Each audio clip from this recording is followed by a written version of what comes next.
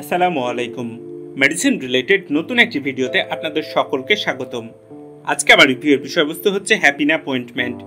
এই অয়েন্টমেন্টটি কেন ব্যবহার করা হয়, ব্যবহারের নিয়ম, পার্শ্ব প্রতিক্রিয়া, এইসব বিষয় নিয়ে সংক্ষিপ্ত ও সহজভাবে তথ্য দেওয়ার চেষ্টা করব। বন্ধুরা, প্রত্যেকটি ঔষধ বা অয়েন্টমেন্ট ব্যবহারের পূর্বে অবশ্যই একজন বিশেষজ্ঞ চিকিৎসকের পরামর্শ নেবেন। চিকিৎসক বিভিন্ন পরীক্ষা নিরীক্ষা করে আপনার জন্য কোন ওষুধটা বা কোন অয়েন্টমেন্টটা কতটুকু প্রয়োজন সেটা নির্ধারণ করে থাকেন।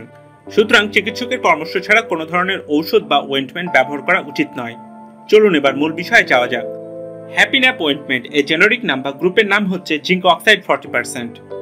ড্রাগ ইন্টারন্যাশনাল লিমিটেড হ্যাপিন্যাপ অয়েন্টমেন্ট তৈরি করে, যার খুচরা মূল্য 15 গ্রাম টিউবের দাম 40 টাকা। এখন আমরা জানবো হ্যাপিন্যাপ অয়েন্টমেন্ট কোন ধরনের রোগের চিকিৎসায় ব্যবহার হয় সে বিষয় সম্পর্কে। হ্যাপিন্যাপ অয়েন্টমেন্ট ডায়াপার র্যাশের চিকিৎসায় ব্যবহার হয়। এটি চামড়াকে আর্দ্র রাখে এবং পুষ্ট রাখে।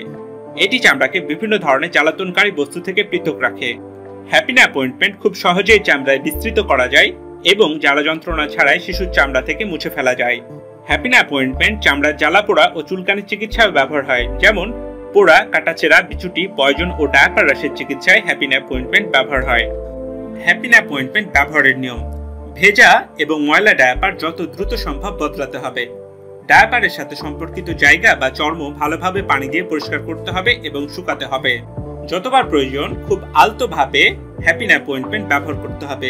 প্রত্যেকবার ডায়াপার পরিবর্তনের পূর্বে, বিশেষত ঘুমানোর পূর্বে অথবা যখন দীর্ঘক্ষণ ডায়াপার ব্যবহার করা হয় তার পূর্বে অবশ্যই হ্যাপিন্যাপ অয়েন্টমেন্ট ব্যবহার করতে হবে। পার্শ্ব প্রতিক্রিয়া: হ্যাপিন্যাপ অয়েন্টমেন্টের পার্শ্ব প্রতিক্রিয়া এখন পর্যন্ত দেখা যায়নি। বাচ্চাদের চোখে এবং বড়দের চোখে এই অয়েন্টমেন্টটি যাতে না যায় সেদিকে বিশেষ খেয়াল রাখতে হবে। বন্ধুরা, কোন ওষুধ সম্পর্কে জানতে ওষুধের নাম বা জেনারিক নাম আমাকে কমেন্ট করতে পারেন। পরবর্তী কোনো ভিডিওতে সেই ওষুধ নিয়ে রিভিউ করব ইনশাআল্লাহ। আজকের ভিডিও এ পর্যন্তই ছিল। ভিডিওটি ভালো লাগলে চ্যানেলটি সাবস্ক্রাইব করবেন, পাশাপাশি লাইক শেয়ার দিতে ভুলবেন না।